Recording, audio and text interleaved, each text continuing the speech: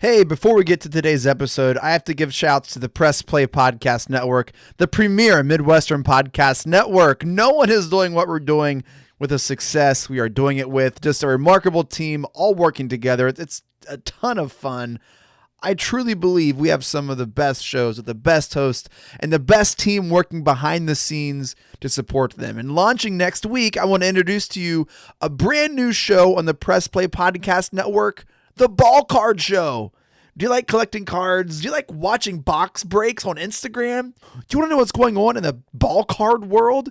Then check out this show. Here are hosts Jason Otero and Gary Lemaster to tell you more.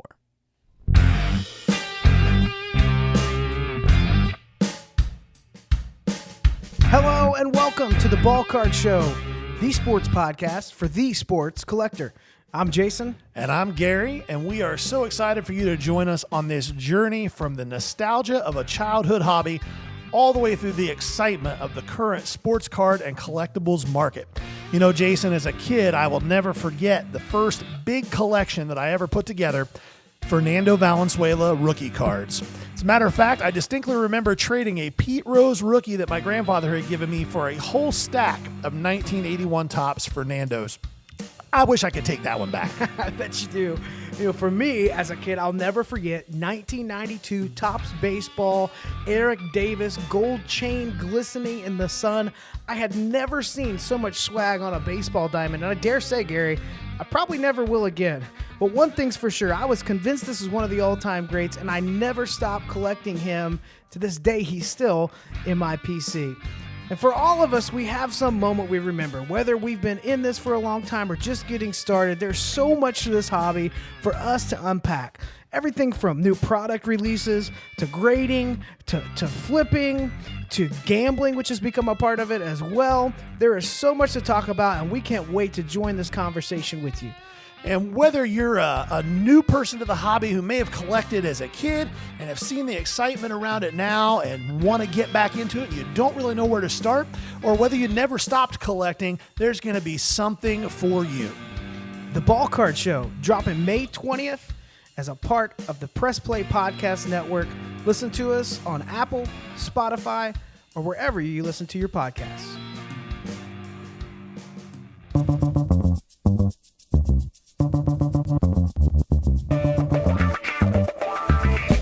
Thank you for downloading the Chase Smith Podcast, proudly part of the Press Play Podcast Network. In this episode, I am joined by Brian Stack. He writes for television. He's been in shows such as Parks and Rec, 30 Rock, and The Office. He currently writes for The Late Show with Stephen Colbert on CBS.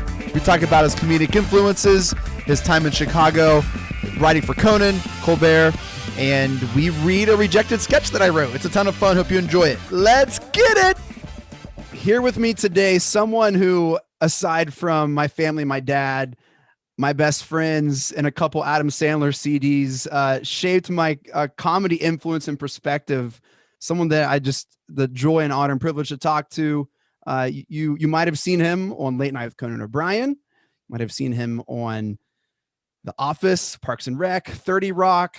Currently, he writes for Stephen Colbert. Brian Stack. Brian, thank you so much for coming on the show. Jason. Thank you so much for having me. Appreciate it. Oh my gosh, this is just crazy. So you caught me and my group of friends kind of at this perfect time. I was a freshman in college, the first time away from home, and we had viewing parties for Conan O'Brien at 12:30. And the zany stuff you guys did, we ate it up, Brian. Thank you so much. It's so great to hear that, because I remember doing the same thing with like watching Chris Elliott on Letterman, watching crazy Letterman bits in my dorm and watching SCTV and all that stuff. And so it means the world to me that, some of the silly stuff we did had an impact on you. Oh man. Yeah, we had, so I went to Marshall University in my freshman year, and it's so weird at college. Like college is its own time zone, right? Like you have dinner at 7:30 or at 8 or 9, and then 12:30 you go out for another dinner, and it's just like, hey, it's perfect, it's great, it's prime time for college students, and we just ate it up. We got so familiar with that show, like we were able to anticipate like the show breaks, and there's a segment, interview a segment or a little bit. Like it was just, we felt like we were really a part of that show and family. and it was just a lot of fun.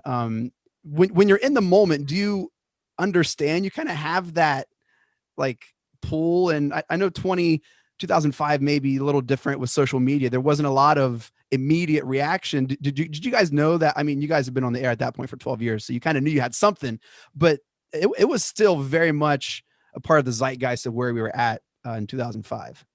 Yeah, it's funny because a lot of times I would have this weird blind spot where sometimes I would forget that anyone outside of that theater where we were doing the show was actually watching the show.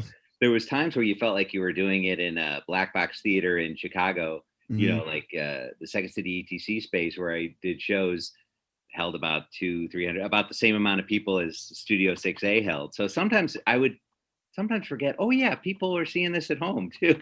And sometimes I think it was healthy for us to forget that, because it could be paralyzing. I think if you ran out there and you're dressed like Frankenstein in a ballet skirt and you're like, oh, there's people at home that are going to see this, like, Yes. it would paralyze you. So it was kind of liberating to just think of it as we're doing the show for the people in this room. And but it was it often did feel like we were up in an attic screwing around, and just sort of throwing things at the wall. And I remember hearing that the SCTV people, who I always idolized, they did their show up in Edmonton and they weren't even getting a live audience's response. So they were just trusting their own instincts. And, I've always felt like that show was made for me almost. And I heard Conan say that too about watching SCTV. And so I love that some of the stuff we did, people had that same reaction to, like, where it's like, oh, this is my sensibility. This is something that kind of is right up my alley. And Yeah. because I definitely had that feeling myself as a young guy watching the people I admired. Look, I still go around every now and then and say, that's fantastic. And like, no one knows what I'm talking about, but I get it. And I enjoy it. Oh, thanks. Yeah, we would throw those in when we needed. A lot of times those little tease acts that we would do, it would be like, well, we don't have time for a full sketch. So Brian, can you do another fantastic guy? Or, we would do real quick little, we used to do these fake local commercial athlete guys too, who would come out, and they were usually only because there wasn't time for a longer sketch. Yeah. And you could always throw in a tease act to at least tease who was on the show the next day. So for people who aren't familiar with how a television or a talk show works, there's the host and there's a group of writers, and they meet throughout the week and they pitch ideas. I'm not sure how far in advance, Brian, and you can never tell with Conan's bits, because it just, some could have seemed like that day. Some could have seemed, oh, that was definitely like a couple weeks in advance. But they pitch these ideas. And a lot of times the writers who pitch those ideas got to act in the show. And that's how I got to know some of the writers on Conan, was just, oh, that guy, he wrote that. That's really, really cool. So Brian, the couple that come, you mentioned the Frankenstein, that bit is where Frankenstein wastes a minute of your time. And right. That was actually Brian McCann's concept. He had asked me to play Frankenstein, probably because I rarely bend my knees and walk her down the hall like a Frankenstein anyway. And that was Brian's idea. And I worked on some of the bits with him, and we would brainstorm about what stupid things Frankenstein would get excited about. But I have Brian to thank for asking me to do that. I don't think I would have. I always loved doing Frankenstein. And I think because of my natural goofiness and dorkiness, he came off as kind of like a little kid trying to make his parents proud, like bringing home a quiz and putting it on the fridge, like, there it is. Yeah. So my natural dorkiness. Yeah. So the bit is Conan is like, Frankenstein's here. He's really excited about something and see what it is. And it's always something really trivial. Right. Right. A light switch or a pipe. And then there was one where Tom Hanks was nice enough to help us where he says, this time you actually have something interesting. And he runs out and he shoves Tom Hanks out of the way and shows a light switch. And yes. Yeah. That was great. Hanks was so nice to everybody. And he said he had the idea to get just as excited about the light switch. So he was jumping up and down with Frankenstein. And it was nice when someone who's, Tom Hanks, a guy I'd always admired so much, and he ends up being as nice as you hope and assume he would be. And it's nice when people are exactly the way you hope they'll be. Yeah. Sometimes, most people were real nice, but occasionally you'd have someone will go, oh, that guy's a jerk. I didn't know. Was there ever a moment where, Brian, you're like, man, I get, this is something really cool that I get to do. Like some of those, like I'm dreaming, I'm pinch myself moments. Was that earlier in the career or like often, like what were some of those moments where like, this is really cool? Oh, I never really felt jaded about it. Like I would always try to be like, oh my God, I just, it is so exciting. And I tried to always appreciate the fact that, I'd be standing in the hallway and you'd see someone like Martin Scorsese come out of their dressing room or something. And or Neil Young or something. And I tried to never I never really stopped being starstruck by those people. And, Mhm. but it was, so I feel very, very grateful that I got to work there all those years, and then I get to work at Steven's show now. And Steven had always been one of my favorite performers in Chicago. He's basically born the same year as me, but I always considered him one of the cool kids who was he was a little at Second City. He was a little bit ahead of us, so he was in the cast with Steve Carell and Amy Sedaris and those people, and I just looked up to them so I've much. never heard of them. I don't know. I'm not familiar. Well, they were all amazing, and like Oh yeah. when Yeah. I was in the touring company, they were their main stage cast, Hmm. and then by the time I got in the resident company, they had moved on. But it was such a thrill to get to watch them on local stages, and so getting to work with Steven has been a huge privilege, and he's never really changed either. He's the same kind of humble, Yeah. nice guy and funny guy that he always was. Hmm. Was there ever a sketch or a bit or an idea that you never got to do, even though you're so passionate? Like this is going to be great, but it never quite got to have the light of day. Oh, I'm trying to think. There were some things that we loved that would bomb, but Yep. some of it would actually stay in the show because Conan would have some fun with how it didn't get a response or something. Sure. I remember John Glazer did a bit that we worked on called the Reverend Otis K. Dribbles. And it was just a guy in clerical robes and a hound dog mask bouncing basketballs to Sweet Georgia Brown. I can't possibly explain this in a way that makes sense, but I was in tears watching it. And the Uh-huh. audience was just confused in silence. Hmm. And then when it cuts to Conan, he just goes, "There is no more. That's it." and and that got a laugh. So it stayed in the show because he was enjoying the death of the bit. And but I to this day, a lot of times it would be those bits we'd hear about from comedy people. Like someone would say, "What was that hound dog bouncing a basketball?" And it'd be like Reverend Otis, and it was all like people who were just like me, but years younger. Yeah. But those were all the things I would have responded to as a teenager. I'd been Yeah. like, "What was that dog thing?" Yes. Yeah, because those are the bits you feel like aren't for everybody; they're for you. Yep. I want to come back and talk more about Colbert here in a second, but we're talking about Conan, and it's been announced that Conan's last show was June 24th.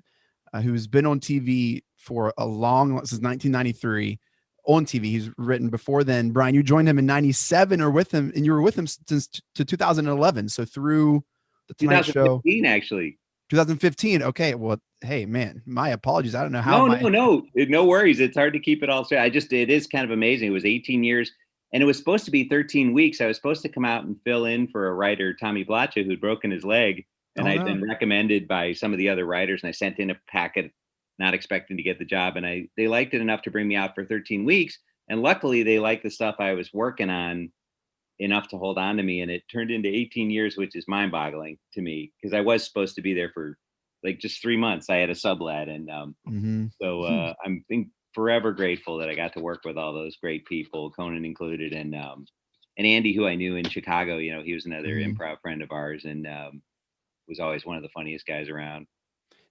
Conan did a huge 10-year celebration with late night. Do you know of any big plans coming up near the end of the month for his last kind of hurrah? Are you aware of anything going on? Are you part of I that? think all I heard was that they might be showing kind of a compilation of stuff that they've done on the show, and I'm assuming some of his hilarious remotes. And Mm-hmm. I honestly don't know what they're doing. I guess I'll be eager to see what they're doing because I know no details at all about it. But it is Gotcha. bittersweet. On the one hand, the idea of anyone doing a show for 28 years is absolutely staggering Yeah. accomplishment. In this day and age, especially when things don't even make it to the air. Mm-hmm. Through development, and then to have also, I was watching the history of late night that they've been doing on CNN, on Sunday nights. And Hmm.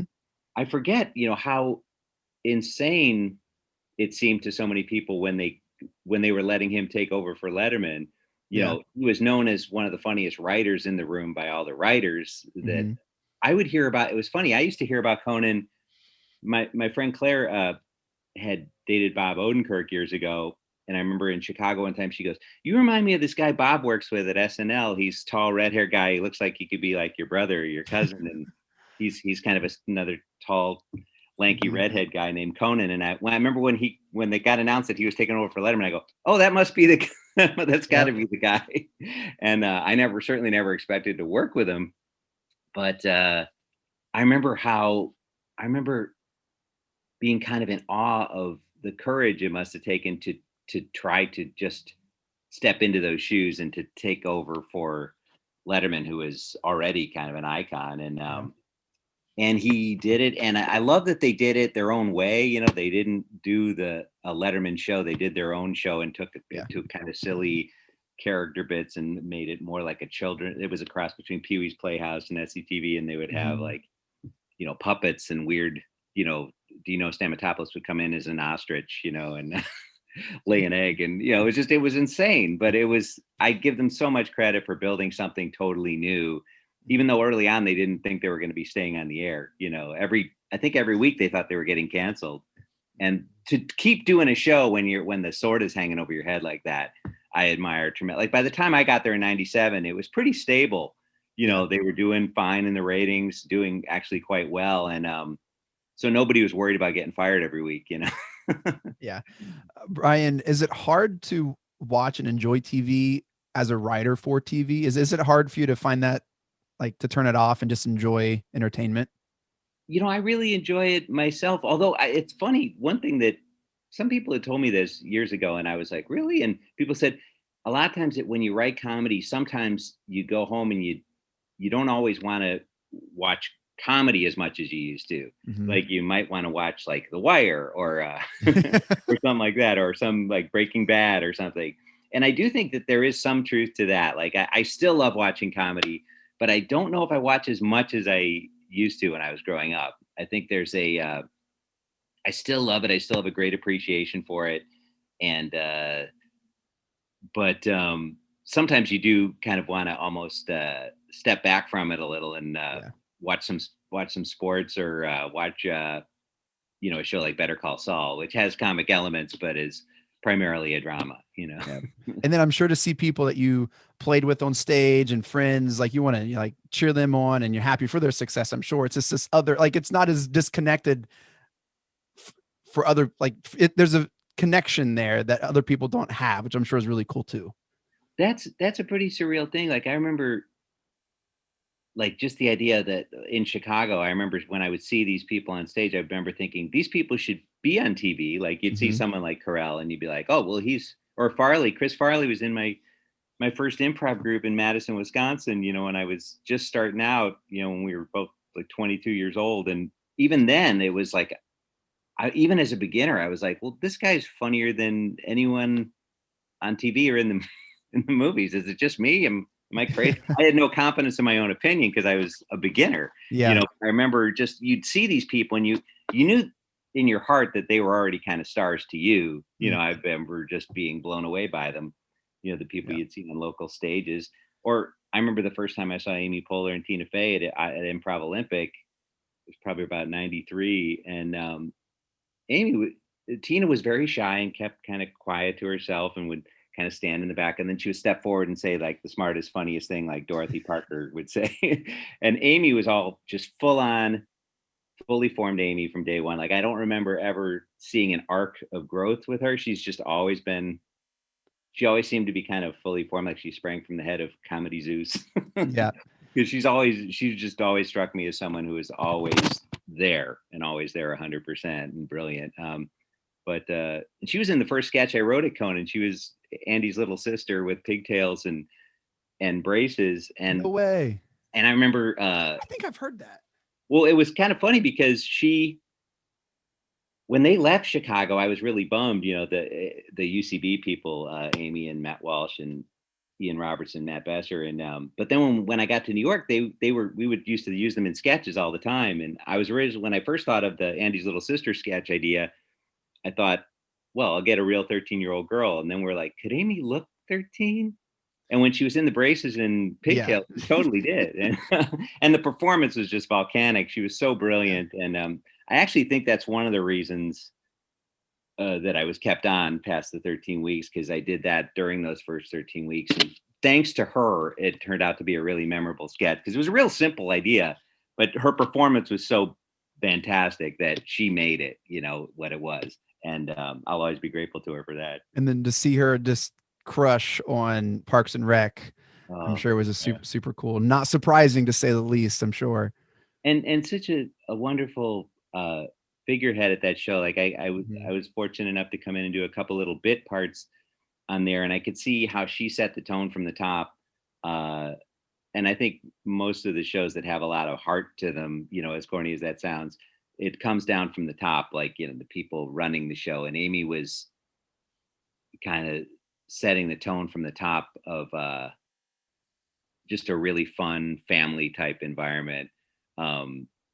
Where everybody's having fun and everybody's serving each other and everybody's serving the scene and just trying to make the show the best as it can. And I think that's one of the reasons the ensemble was so brilliant, and that there was so much heart in that show, in addition to how funny it was, because they were, and also Michael Schur, who, co-created the show, he said once that he got some advice from his wife. He said, you just have to fall in love with your characters.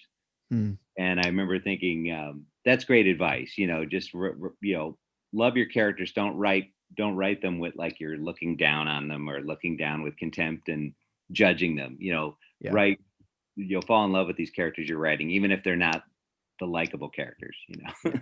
I can imagine Chris Farley at 22 and seeing some of these like really stalwarts in the Hollywood landscape now who are like shaping what's going on. And it's so fun. You mentioned that you saw right away that these people just had something different. Whenever we were casting for our show at Second City, Jabuki Youngwhite auditioned for us. He's a correspondent on the Trevor Noah right now.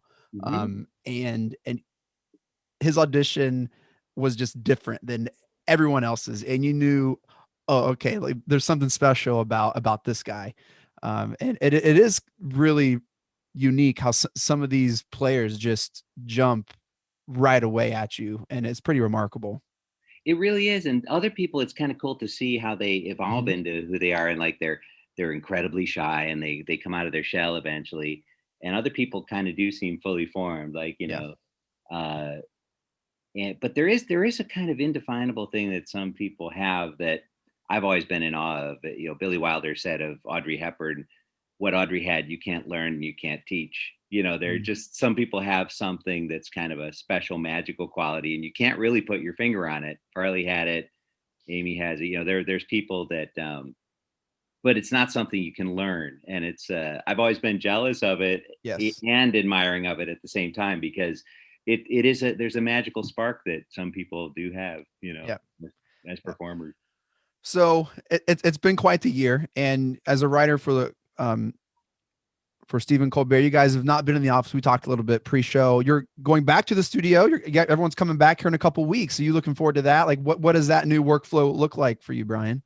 Oh, it's very exciting to think about. I know I'm so excited for Stephen to be able to tell jokes to a live audience again. And and I know the audience is going to be so excited to be there. And the Ed Sullivan's such a beautiful place to do a show. And so I'm very excited. It's hard to believe that it's been so long. I remember when we first bailed out of the theater in March of 2020, I remember thinking, wow, we're going to be out for like 2 months. Could it be that long? And then I started to think, oh no, it's going to be longer. And now that we're finally going back, it feels a little surreal and hard to believe, but we're all real excited about it. And I'm real excited for Stephen to be able to soak up that energy of the crowd again. Was it difficult to adjust your writing tone to a different voice? Oh, to writing to Stephen in a writer's room, you're all writing for Conan's voice, and that's important to keep in mind. And I'm sure writing for him for so long and then going to Steven, I'm sure that took, maybe not because that's why you're the professional, but I'm looking at it like that sounds really challenging. It was, I'll tell you one thing that was challenging for me was that I think because partly because of what happened politically in the world, well, no, like none of us saw Trump coming, that it was an interesting challenge for me to try to write more about politics, because as you know, at Conan, a lot of the stuff we did, if we touched politics at all, it was in a glancing, silly, cartoonish way. Or in I'm Finland, not because he putting that looked down. like. Yeah, that's not a put down. It's just the way we would handle it. Yeah. And I always loved the Colbert Report, but I remember going, how do they do that? Like, I don't know how they write such brilliant, sharp satire off of real political data points and things like that. So that's been a really interesting challenge for me, because it's not my strong suit, writing political material. So, but I'm around so many brilliant people, and I try to contribute however I can. And I love, doing some, just working around so many people. I've learned a lot, and Stephen is as much a writer as he is, the host. So it's, in addition to us writing in his voice, he's writing in his voice too, because he's, the final word on the writing and everything. And he really, even at the Daily Show or at Second City, he was always as much a writer as he was a performer, the way Tina was, or some of the other Adam McKay or those guys, and so, but it's a fun and interesting challenge to try to adapt to a whole new kind of show.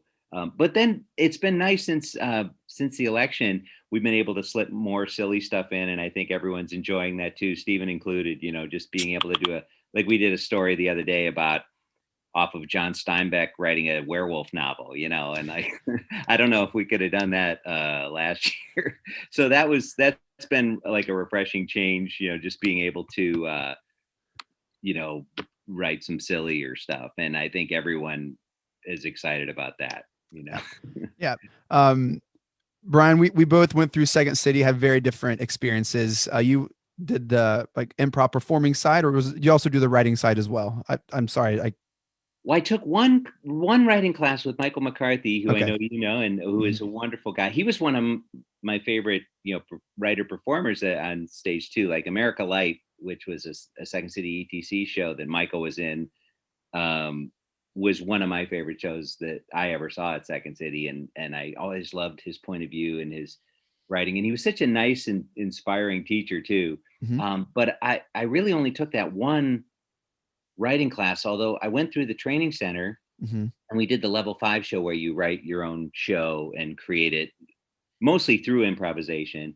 The way we later did when I worked in the resident company in ETC, and even in Torco, we would write some of our own material, partly because Adam McKay was in our Torco, and he had so many ideas that he was always like, and he's such a charming guy that he would get away with like a lot of times Torco would be under pressure to just do best of, but Adam would come up with such strong ideas that we managed to slip a few things in there that were totally original, which was really fun. And,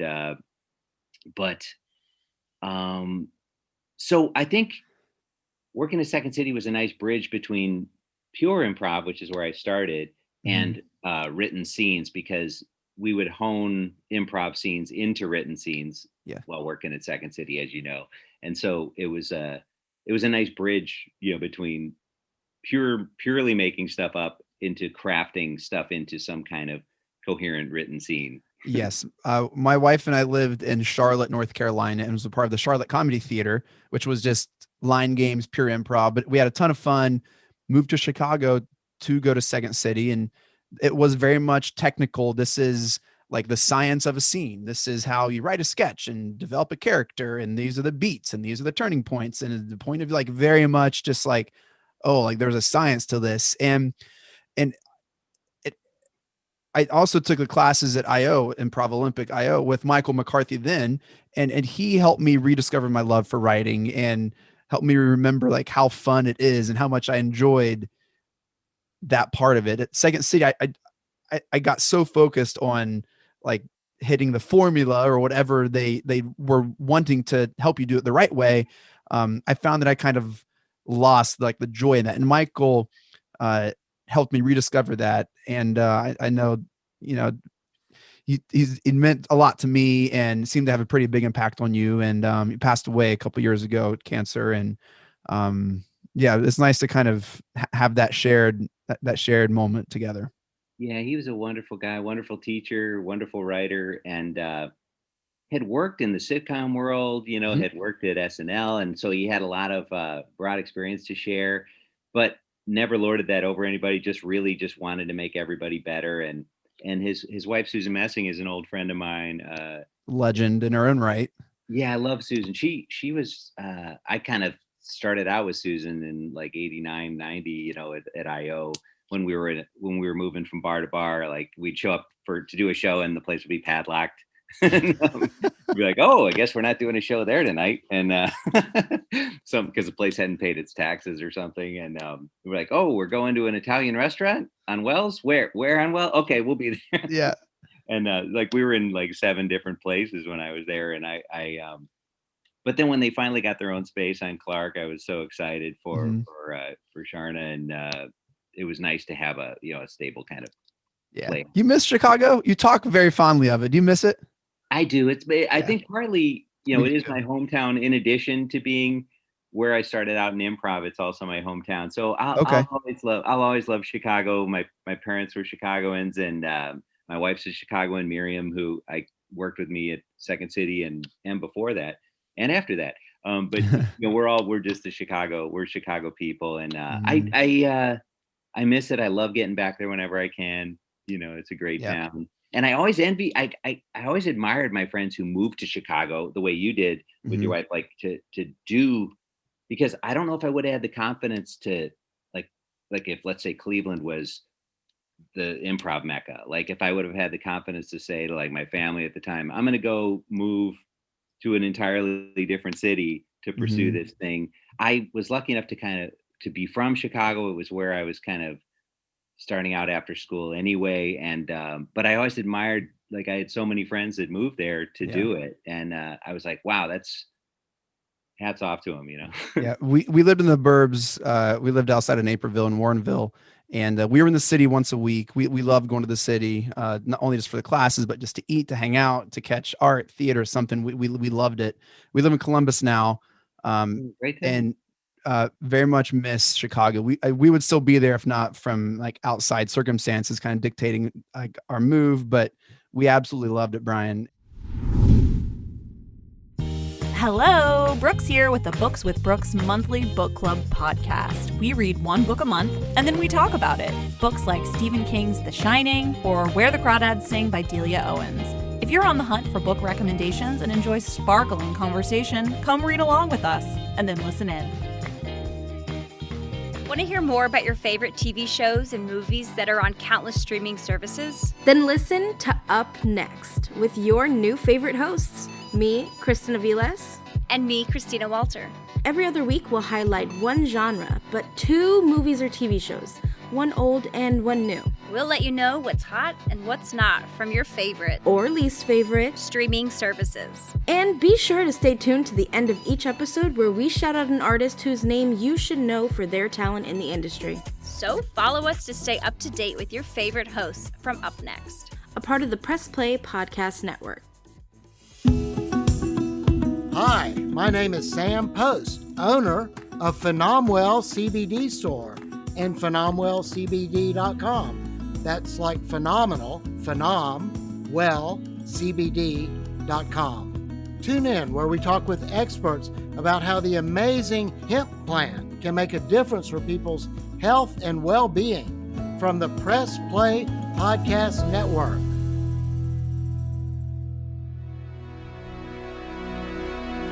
Hey everybody, it's Sam Amico from Cavs on the Break NBA podcast. Be sure to give us a listen for all your Cleveland Cavaliers recaps, analysis, breakdowns, draft talk, free agency. The list goes on and on. Give us a listen, Cavs on the Break NBA podcast.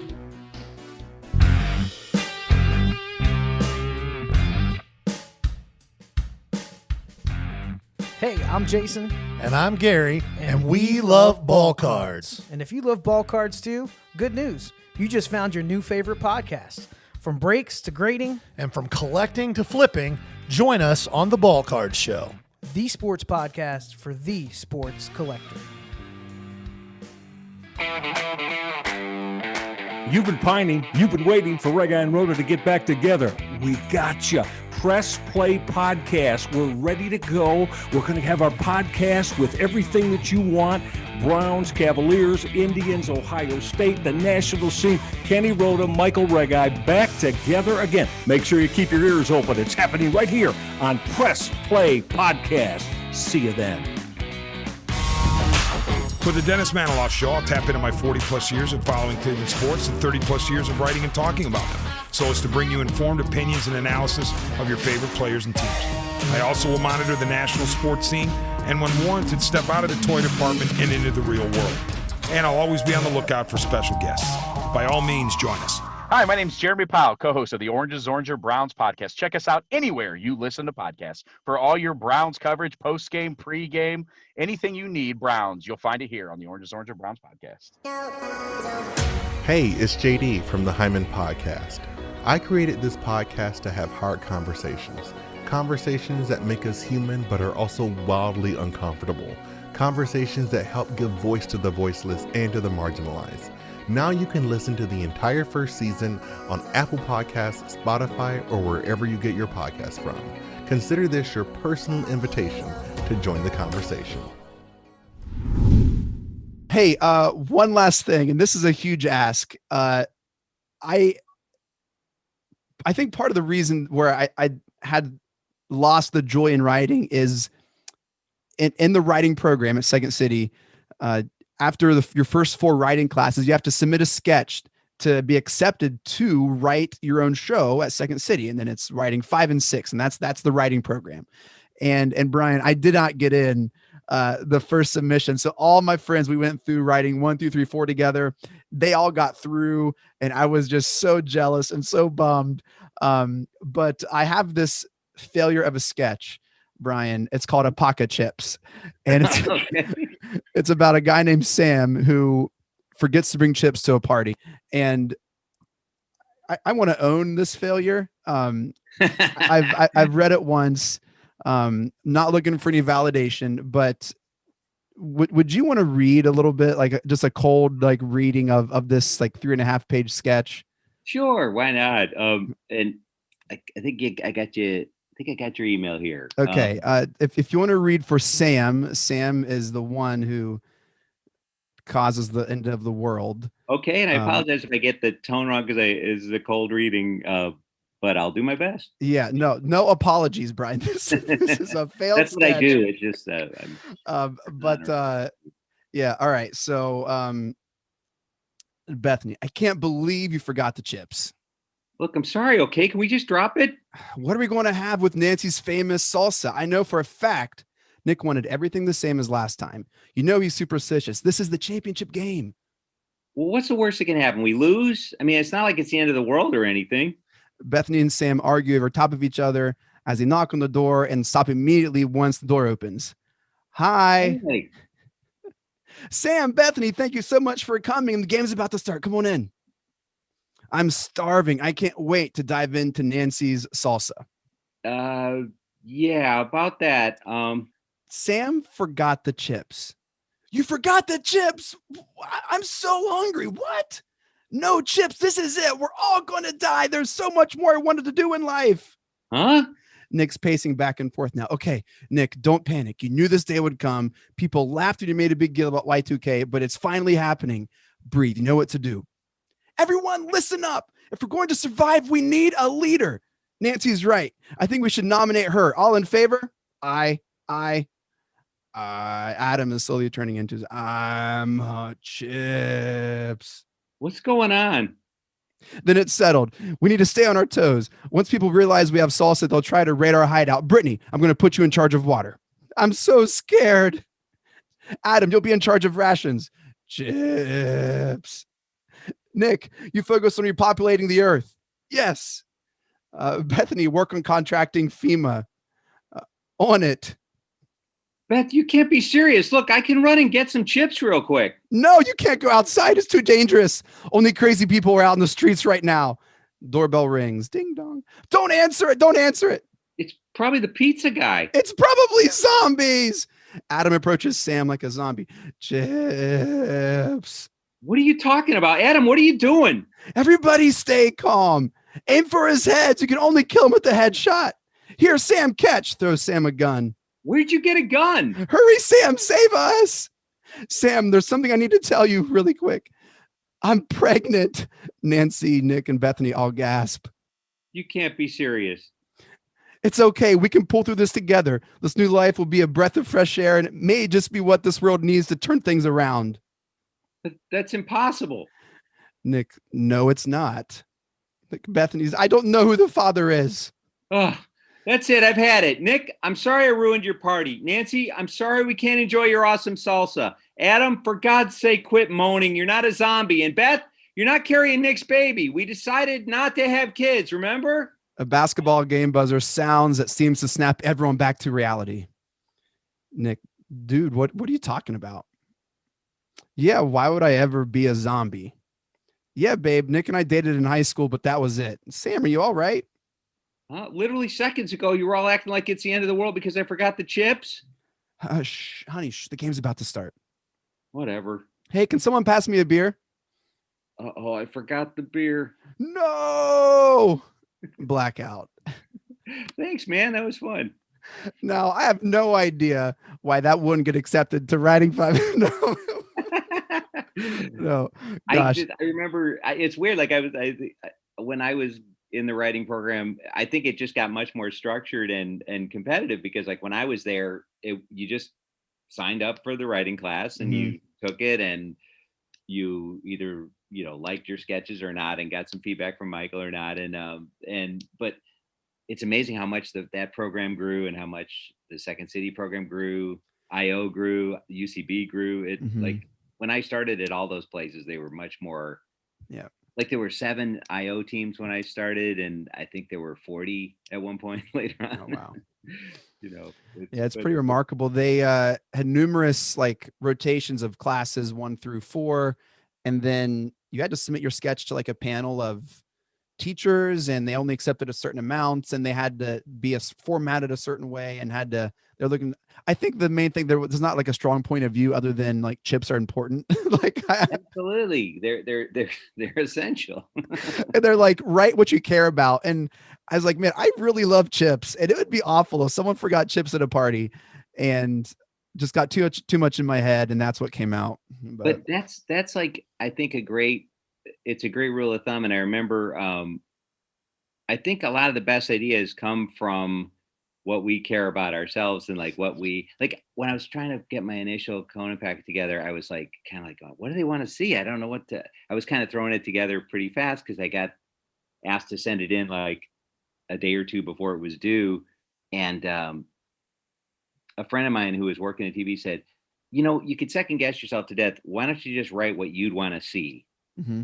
Like, right, if you were sitting at home watching, and that's still easier said than done. It's still, to come up with, but it still helped me, to just say, well, tune out a lot of the other voices. And at times, like, I think that's really good advice because I think you can second guess yourself to death, and anything you write isn't going to be for everybody. If it has any point of view at all, it's going to be for some people. That's one of the wonderful things too in today's TV world, and is that there seems to be so many niche places to put stuff on, like Adult Swim.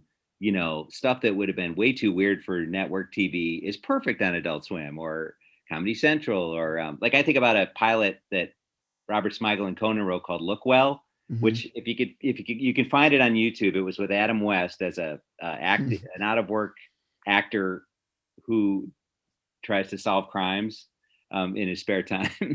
And it's brilliant. It's called Look Well, and I would highly recommend looking it up on YouTube. But it was too offbeat for network TV at the time, probably. But it probably would run for 10 years on Comedy Central.